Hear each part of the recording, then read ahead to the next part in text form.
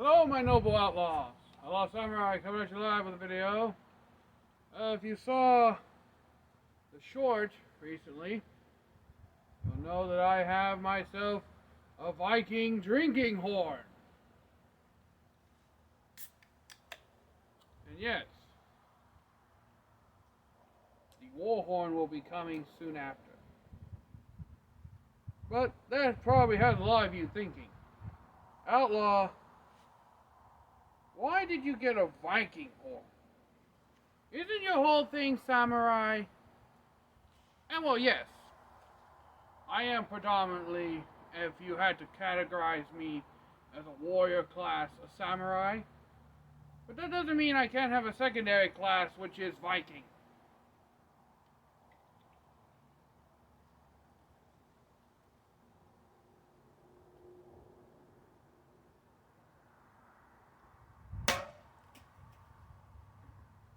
Viking!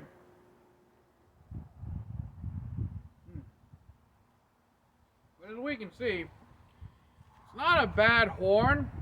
I got this for Christmas. And no, it's not still Christmas at the time of making this video. It's just, I'm on vacation and I tend not to change my clothes unless I have to, because I am lazy.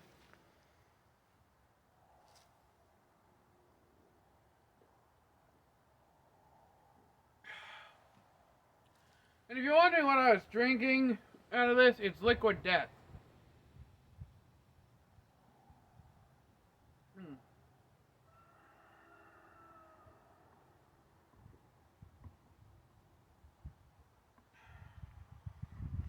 Came with this nice little, I doubt it's real leather, or if it is, it's cheap leather.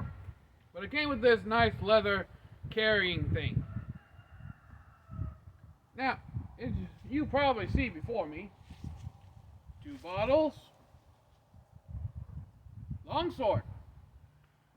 But also, wait a minute. Why does he have longsword with Viking warhorn?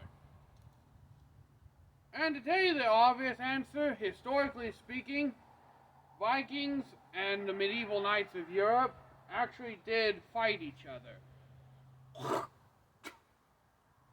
Now, keep in mind that the medieval knights of Europe were still using arming swords at the time, so not completely historically accurate, but close enough for comparison. And personally speaking, I feel if Vikings had the option of using two-handed swords, a lot of them would, especially the Berserker class, of which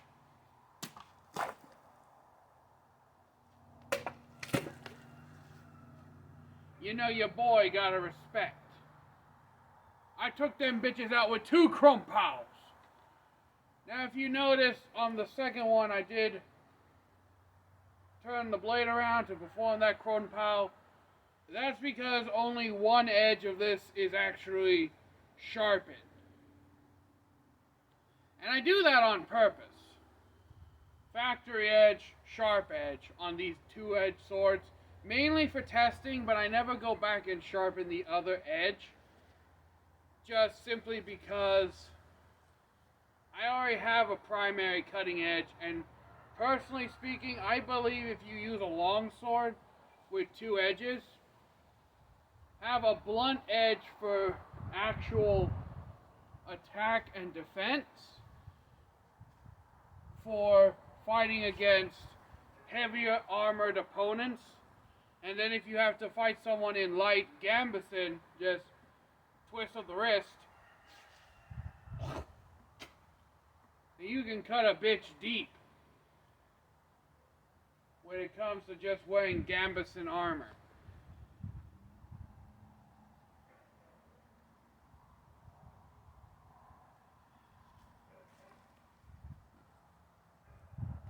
But yeah, just thought I'd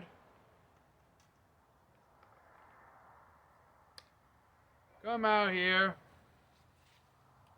make a quick video showing off the Viking horn. It did come with a bottle opener as well. But here's a close-up. Now, before any of you ask, no, this is not real horn. This is resin. But it looks like a horn. This was $40 off of Amazon. And it comes from a brand called Viking Culture. Now, obviously, most modern people, especially here in America, if we're buying something like this,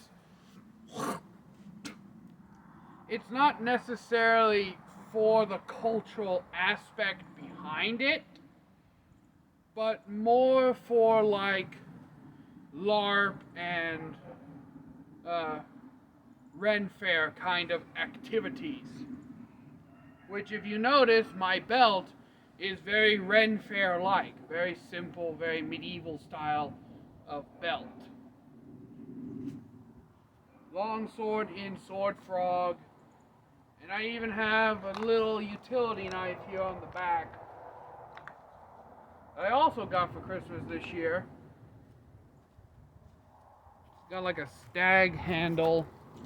I don't know how historical a lanyard hole would be on a knife. I believe that's mainly a modern thing. But just a little tiny utility knife that honestly I wouldn't really use for anything bigger than like a letter opener. I wouldn't use this for any kind of like hard tasks, just simply because of its size. But with that being said, until next time, my noble band of outlaws, outlaw samurai, tells all y'all be crazy rednecks, be safe and use your weapons. I'm out, peace, and hope you enjoyed that little bit of a, I don't know what the hell you'd call it, cutting thing. See ya.